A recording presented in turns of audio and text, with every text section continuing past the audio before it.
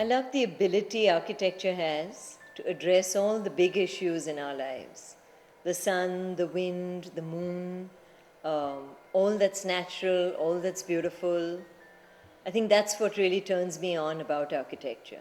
We're a small office making small gestures in a big world. We've had the opportunity to do a wide variety of different things in different parts of India, in the small towns, in the larger metropolises. I think my favorite of the lot is probably Karur, which is a little weaver's town in Tamil Nadu, fast integrating into a global market for home textiles. And we were asked to go and build a factory there.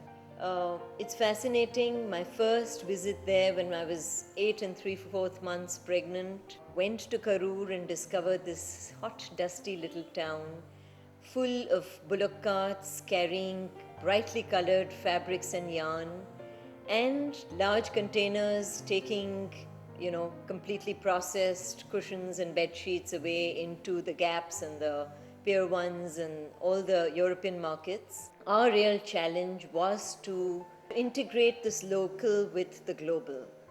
And we felt we needed to do it architecturally, use a lot of the local crafts, the local skills, the local culture, the local sense of beauty, the local climate, and integrate it into this factory that actually did exactly this: processed and poured out a global product. The nature of work in the factory required excellent quality of light, because of which we chose to derive light out of our roof. We chose a softer form like a vault or a pitch. We also decided to insulate the roof heavily by using terracotta earthen blocks. It's kind of like a filler slab, and it insulates the space within. To beat the heat, we wrapped our spaces in a womb of stone. The building is interspersed with courtyards of varying sizes and character.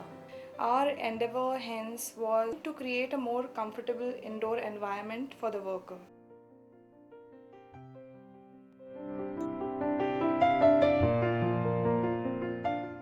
With this particular client in Chennai for a long time, and I think there was already a relationship of trust, which, according to me, is one of the most essential building blocks to develop a good building. The other big thing for us was trying to develop an office building that had a humane feel to it, where the whole concept of work could be far more relaxed, could be far more outdoor, in nature, providing people with a whole plethora of different spaces and circumstances in which to think, to be spiritually refreshed.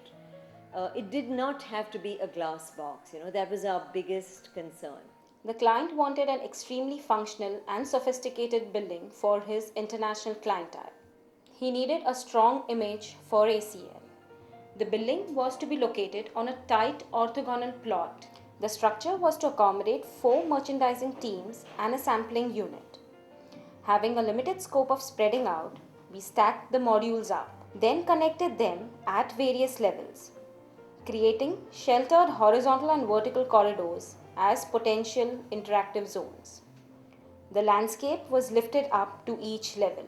Scooping into blocks at climatically strategic locations, we arrived at the form of the building, with the screen on the south becoming the key element of design, both functionally and aesthetically. The attempt was to create an identity and a dynamic yet humane environment for its users.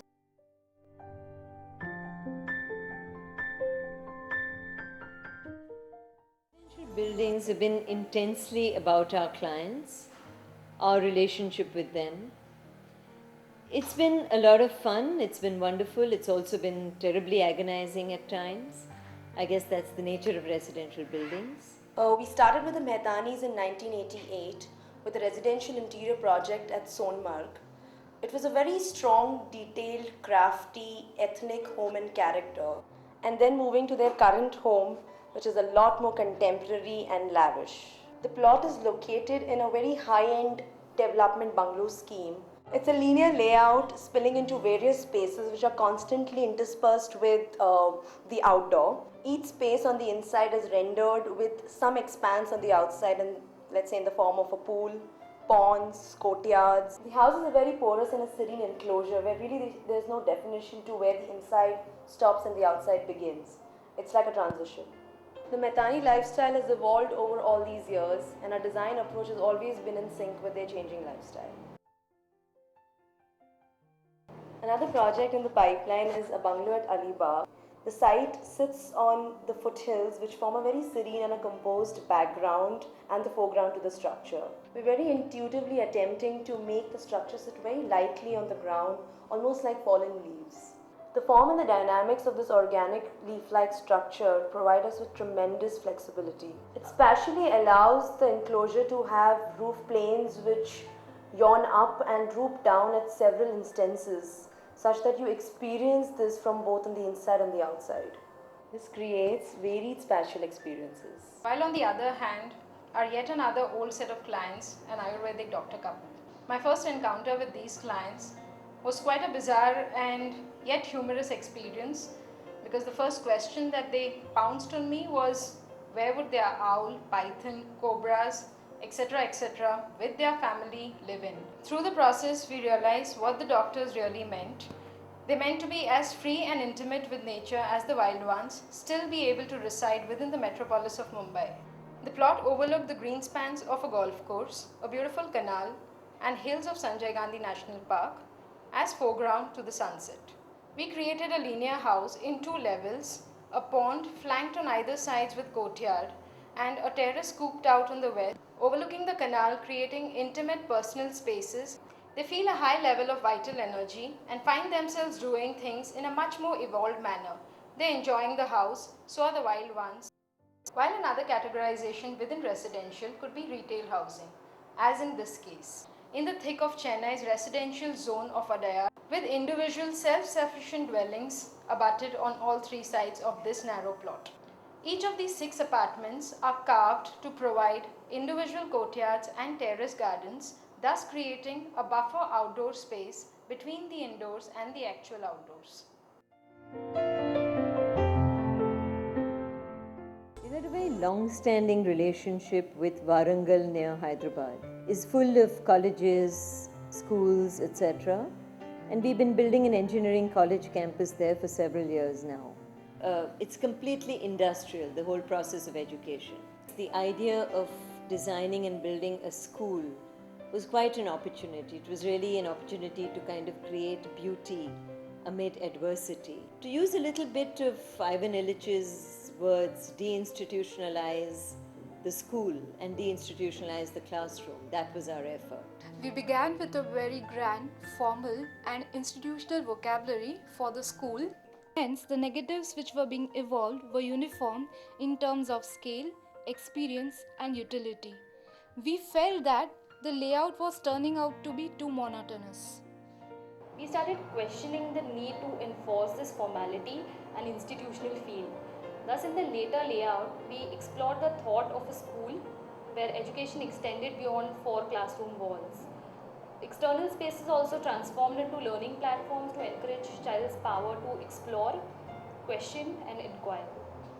We restarted the design process with the concept of streets and plazas. The streets branched out from the main plaza, which was planned around an existing sheetrock. But this time the sheetrock was not just a sculpture, but it became an element to play upon.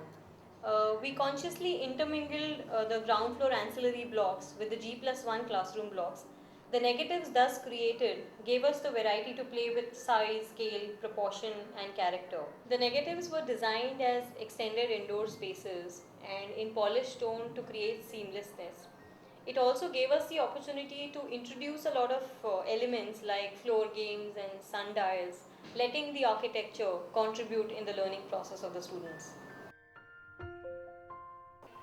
I think the joy of growing an office is that you really get to experiment, you try what you need to on a small scale, and then you can carry that learning to a larger scale.